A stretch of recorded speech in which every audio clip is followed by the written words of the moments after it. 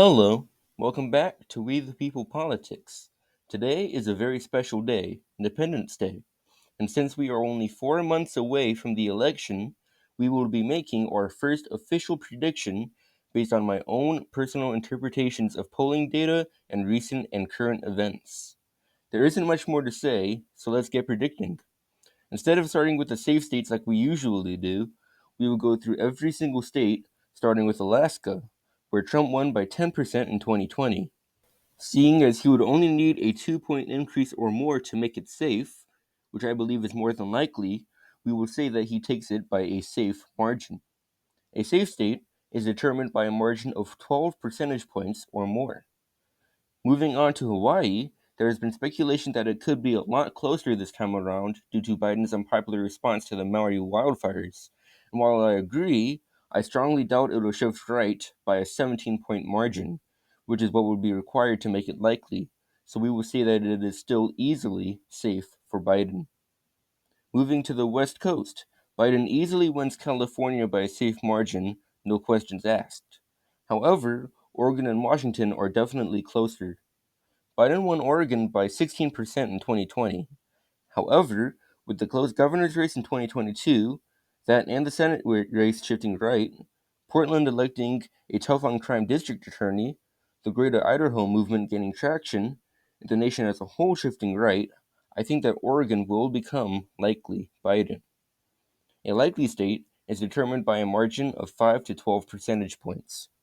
I think that Washington will also shift right. However, I think it will be just short of the 7 point shift needed to make it likely. So we will say it is safe Biden. Idaho will easily be safe for Trump. Same thing with Wyoming, South Dakota, and North Dakota. You could make the argument that with John Tester on the ballot this time, Montana will shift left, but there's very little chance that it shifts left by 4 to 5 points. So it will also be safe Trump. There has been somewhat close polling out of Utah, and there has been speculation that Robert F. Kennedy Jr. could hurt Trump's lead here. While I do think that it will shift to the left this election cycle, it will be small. And seeing that Trump won it by 18 points in 2016, even with Evan McMullin on the ballot, I think that it is safe to say that Utah will be safe Trump. Moving on to our first, and I would say least important battleground state of Nevada, Trump has been doing very well in the polling data and betting markets, despite it being Biden's second best swing state in 2020. Given the polling data, betting markets electing a Republican governor in 2022, shifting to the right of the nation in 2020, and Trump's promise to end taxes on tips, which would help Nevada's large amount of hospitality workers, I believe Nevada will be lean Trump. A lean state is determined by a margin of 2 to 5 percentage points. Moving right on to our next battleground state of Arizona, it seems to be closer than Nevada according to polling data, despite being much closer in 2020, as Biden won it by a third of a point. This is likely due to it electing Democrats in what was supposed to be a red wave in 2022, as well as Phoenix being one of the fastest growing cities in America, with a lot of new residents being from California. While I think Arizona is on track to become the next Colorado and trend to the left of the nation, Trump's significant gains among the Hispanic community and his stance on the border will barely carry him to a victory of 2 or 3%, making Arizona lean Trump. Continuing this theme of Trump improving among Hispanic Americans, I think we will see a large shift in New Mexico of over 5 points, maybe 6 or 7, as I think Biden has now responded to the border crisis in a way that satisfies voters, and Trump has made that into his advantage. Therefore, we would say that New Mexico is lean Biden. Colorado also has a high Hispanic population, although it definitely is smaller than New Mexico's. With that and the nation shifting to the right as a whole, I think that Biden's 13.5 point victory will shift to being slightly under 10 points, making Colorado likely Biden. Moving to the battleground district of Nebraska's second, Biden won it in 2020 by 6.5%, while Trump won it in 2016 by 2%. There have been two polls from Nebraska's second, one of which has Trump leading by 3, while the other has Biden leading by 5. After redistricting, it now includes Saunders County, which would have given Trump a net gain of 6,000 votes in 2020. I think it will be close, but I have to give it to Biden by the slightest of margins, making it tilt Biden. A tilt state is determined by a margin of 2 percentage points or under. As for Nebraska and its other districts, they will easily be safe Trump. Kansas seems to be shifting leftward as they elected a Democrat governor in 2022, refused a referendum taking away Kansas mothers' constitutional right to an abortion by 20 points, and has shifted to the left of the nation in both 2016 and 2020. However, I think that while it will shift to the left again, it won't be enough to bring the margin under 12%, meaning Kansas will be safe for Trump. Oklahoma will also be safe for Trump, albeit by a much larger margin. Texas is a state that Democrats have really hoped would continue to shift to the left. However, with Governor Greg Abbott winning re-election by 11 points against Beto O'Rourke, Trump's gains among Hispanic voters, and Biden's unpopularity regarding the border, I can only see Trump improving, so we would say that Texas is likely Trump. I think that Louisiana is easily safe Trump, along with the southern and midwestern states of Arkansas, Mississippi, Alabama, Tennessee, Kentucky, and Missouri. This puts Trump over halfway to 270 electoral votes. Moving up to Iowa, it went for Trump by 8% in 2020 and has shifted to the right of the nation in both 2016 and 2020. So I think that in a national environment that seems to be shifting right by a couple points, it'll barely be safe Trump. In the non-critical battleground state of Minnesota, polling there has been very close, and with Trump only losing it by 1.5% in 2016 and it having a large population of pro-Palestine voters who strongly dislike Biden, I believe that Trump will improve by about 5 to 6 points. I previously had Biden winning by a lean margin, but after his debate performance and the whole debacle about him potentially dropping out, I will lower it to tilt Biden. Polling has also been very close in Wisconsin. However, seeing as Trump massively overperformed the polling here in 2020 and 2016 by 8 and 6 points respectively, I don't think the close polling means all that much. I think that with Biden barely winning by 2/3 of a point in 2020 and the rightward national shift in 2024, Wisconsin will be lean Trump. Illinois is a state that Biden won by 17% in 2020. However, with Trump massively improving among African American voters, especially in urban areas, I think that Illinois will trend to the right of the nation and will probably shift right by 5 to 6 points, making it likely Biden. Indiana will easily be safe for Trump, as I see no reason to believe it will shift left by 4 points. In the state of Michigan, Biden led by 2.8% in 2020. However, he has lost significant support among pro-Palestinian voters and auto workers, which in addition to the national environment, will make Michigan trend to the right of the nation by about the same margin as Minnesota, which will make Michigan lean Trump. I had it at tilt Trump, but increased his margin for the same reasons as Minnesota. Down in Ohio, Trump won it by 8 points in 2020, similar to Iowa, except it shifted less to the left than Iowa, and even though the polling here has been slightly closer than Iowa, I think it will also be safe Trump.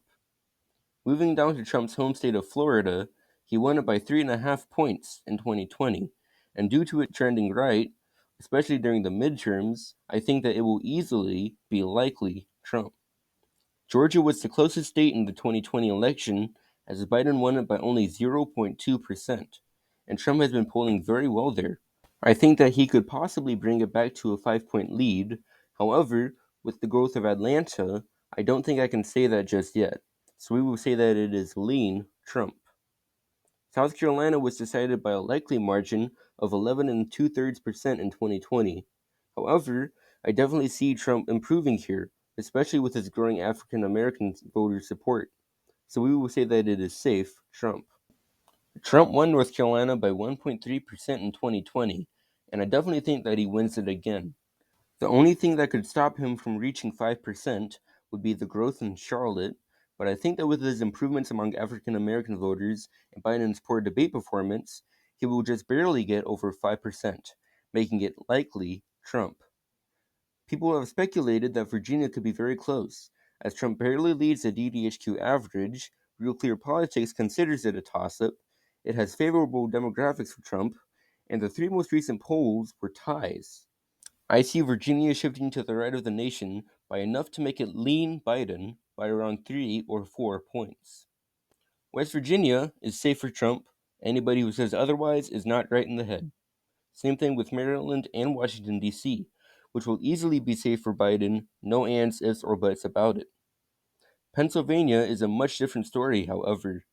Biden absolutely needs to focus his resources to win Pennsylvania, because if Trump manages to win it, he almost certainly wins the election, as that, plus Georgia and North Carolina, which look very likely for Trump, will get him 270 electoral votes. It went for Biden by 1 point in 2020, which was his third best performance among the battleground states. However, I think that Trump's gains among urban African American voters, in Philadelphia especially, and his likely gains among working class voters will give him lean margin of victory. Some analysts have speculated that Delaware could potentially be close, as Biden has been struggling in the mid-Atlantic region of the country in polling and has had a very poor approval rating in Delaware. Given the recent debate and the fact that Hillary Clinton only won here by 11.4% in 2016, I don't think it would be all that crazy to say that it shifts at least 7 points for Trump. However, I still think Biden likely takes it by a 12 to 14 point margin, making it safe for Biden. If Delaware is going for Biden by 12 to 14 points, however, New Jersey will almost certainly be a likely Biden. Both of the polls that have come out of New Jersey have been abysmal for Biden, one being a 5 to 6 point lead for him, the other being a 1 point lead for Trump. Given that Trump has also held a rally of about 80 to 100,000 people here, which is one of, if not the largest campaign rallies in U.S. history, comparable to Obama's St. Louis rally, and he only lost here by 16 points in 2020, I can easily say that it will be likely Biden. People have also been saying that New York could go under 12 points due to New York City shifting right in 2020, Trump's gains among black and Hispanic voters, Lee Zeldin coming within 7 points of winning the governor's race, and the close polling here. While it is definitely possible, I don't think it will shift right by 12 points this cycle. It will definitely be one of Trump's strongest shifts, but I think it will still be safe Biden. People have been saying similar things about Connecticut and Rhode Island. However, even though they were closer than New York in 2020, I doubt Trump will improve in these states by the same amount, so they will both be safe for Biden. Massachusetts and Vermont will also easily be safe Biden, without a doubt. Despite being the second closest state in 2016, with Trump coming within a half a point of winning it, Biden won New Hampshire by 7.3% in 2020. While it has shifted to the left overall, it has a high concentration of independent voters, has historically disliked independents, and has had close polling recently, with Trump winning the most recent poll to come out of the state. I previously had New Hampshire as lean Biden. However, after the debate, I think the margin will shift just enough to make it tilt Biden. Finally, in the state of Maine, I think we can say that its first district will be safe Biden by probably a slightly smaller margin than Connecticut and Rhode Island. It could possibly be likely, but I doubt that will happen. The second district is slightly more difficult to determine, however. Trump only won it by 7 points in 2020 and 10 points in 2016. However, with Trump polling well here and in Maine at large, I believe Trump will barely win it by over 12 points, making the second district safe Trump. Polling in the state at large has shown an unexpectedly close race, with Trump winning one poll by 6 and Biden the most recent poll by 2. Since Maine uses ranked choice voting, RFK Jr., whom I expect to hurt Biden more, will not have any real impact on the race here, so I think that Biden will still take Maine by a 2 to 3 point margin, making it lean Biden. And with that, we conclude this official prediction. Trump wins with 312 electoral votes to Biden's 226. This will be a slightly better outcome for Trump than the 2016 election overall. I think that Trump is in a very good position with his polling numbers and his gains among young voters, minority voters, and independent voters.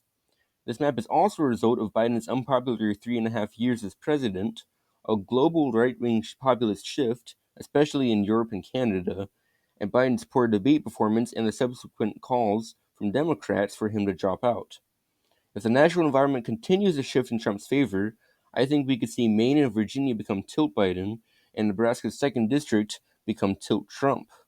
However, if Trump goes back to his 2020 rhetoric and the Democrats improve their messaging and voter turnout, then we could see Biden possibly flip Michigan and Pennsylvania, maybe even Arizona and Wisconsin, although I think that would be very difficult and unlikely. I'm certain this map is not perfect, as no map really can be, so feel free to comment your thoughts and opinions down below. If you enjoyed this video, be sure to like and subscribe, as we are only 10 subscribers away from 200, which would be an incredible milestone to reach. With all of that said, I hope you enjoyed this video, and I can't wait to see you in the next one.